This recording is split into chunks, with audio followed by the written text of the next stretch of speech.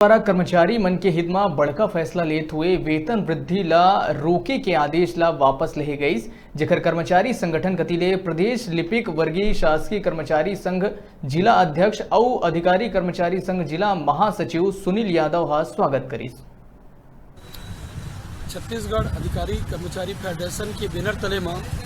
वेतन वृद्धि के मामला ला लेकर के 27 मई 2020 के आदेश जारी वरी से वित्त विभाग के द्वारा और वर्तमान में हमन के फेडरेशन के भी आंदोलन चलत रही से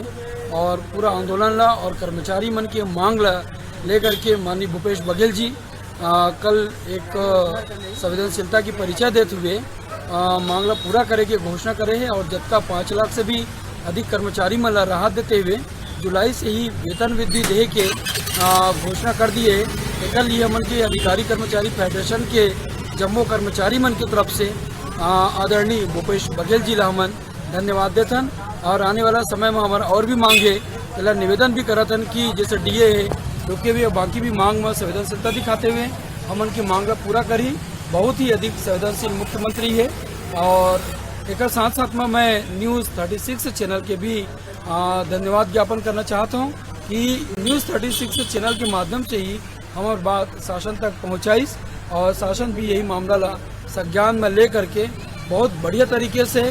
बात ला शासन के समक्ष रखे हैं और कर्मचारी हित में एक बढ़िया निर्णय छत्तीसगढ़ शासन के द्वारा करे गए हैं। पुनः मैं छत्तीसगढ़ के जम्मू अधिकारी कर्मचारी मन की तरफ से